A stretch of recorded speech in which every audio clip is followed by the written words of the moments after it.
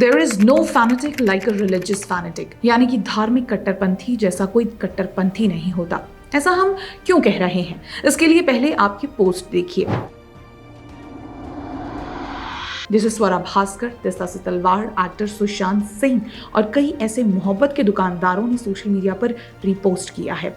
ये तो लिबरल चादर ओढ़ एक ऐसे रेडिकल इकोसिस्टम के कुछ ही खिलाड़ी हैं जो संभल में हुई हिंसा के लिए एडवोकेट विष्णु शंकर जैन को जिम्मेदार ठहराना चाहते हैं। परंतु इसी इकोसिस्टम के एक ऐसे भी वालिद हैं जिन्होंने हिंसा का जस्टिफिकेशन दे रिलीजियस फैनेटिक्स को विष्णु शंकर जैन की ओर पॉइंट कर दिया। उत्तर प्रदेश के संभल में जो हुआ उसका सच आप सभी जानते ही हैं। कैसे केवल कोर्ट ऑर्डर का पालन करने पर विशेष समुदाय ने पुलिस और एएसआई की टीम पर पथराव किया और जब उनकी अपनी करनी का घड़ा भर गया तो उसे एडवोकेट विष्णु शंकर जैन के सर फोड़ दिया। अब आप ये एक और पोस्ट देखिए। मेरा सिर्फ एक ही सवाल है, क्या समाजवादी पार्टी के सुप्रीमो अखिलेश यादव रूढ़िवादी कट्टरपंथियों को नए टारगेट की सुपारी दे रहे हैं? ऐसे संवेदनशील मामलों पर इस तरह का पोस्ट करना क्या एक राष्ट्रीय नेता के लिए सही है? वो भी तब जब अधिवक्ता विष्णु जैन को पहले ही जान से मारने की धमकी मिली हो। कभी कार सेवकों पर गोलियां चलाने वाली पार्टी आज ये क्लेम करती है कि एडवोकेट जैन के साथ आई टीम ने जय श्री राम के नारे लगाए जिस साजिश के तहत हिंसा हुई। ऐसा कहना था सपा के सांसद जियाउर रहमान बर्क का, जबकि सच्चाई इसके विपरीत निकली। सामने आए वीडियो में साफ देखा जा सकता है कि ना तो कोई नारे लगे और ना ही किसी को इंसाइट किया गया।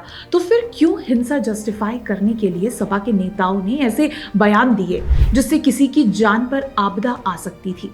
ऐसा पहली बार नहीं हुआ है कि एक इकोसिस्टम द्वारा हिंसा को जस्टिफाई किया गया हो। झूठी क्लिप्स के बल पर तथ्यों को तोड़ना मरोड़ना, कानून का अपमान करने वालों को डिफेंड करना, पत्थरबाजी होने पर बोलना कि पत्थर ही तो मारे थे, किसी को जान से थोड़ी मारा। ये सब नॉर्मलाइज करने की कोशिश खूब की जाती है, परंतु अगर इन केसों को बारीकी से देखा जाए तो एक पैटर्न साफ है। पहले किसी बात पर कानून का अपमान कीजिए, फिर सोशल मीडिया पर तथाकथित फैक्ट चेकर्स और बुद्धिजीवी तो बैठे ही हैं आपको डिफेंड करने के लिए। फिर अगर किसी की जान भी ले ली तो ये कहकर हाथ खींच लीजिए कि इसने ही कुछ कहा था जिससे हमें बुरा लग गया। Last I checked, this is India where people have freedom of expression.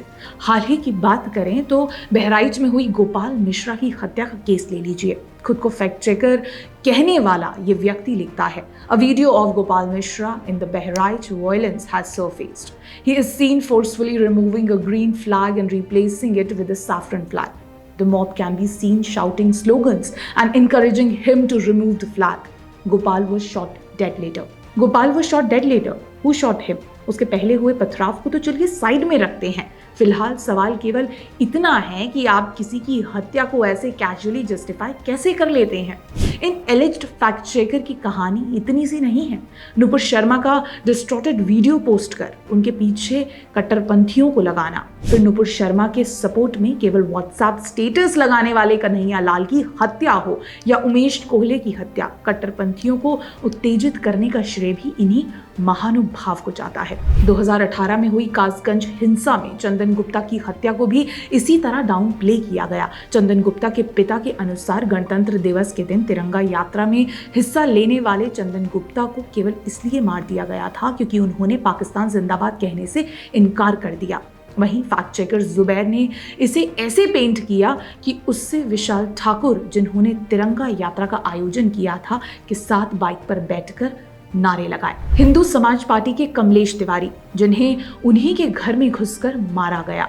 विकास यादव, जिन्हें 2018 में पेड़ से बांधकर लिंच किया गया। 2019 में आरएसएस वर्कर बंधु प्रकाश पाल को परिवार सहित हत्या करना, या फिर गंगाराम सिंह चौहान की लिंचिंग, जिसे केवल इसलिए मार दिया गया कि वो अपनी 13 साल की बेटी के अपहरण की शिकायत दर्ज करवाने चला गया।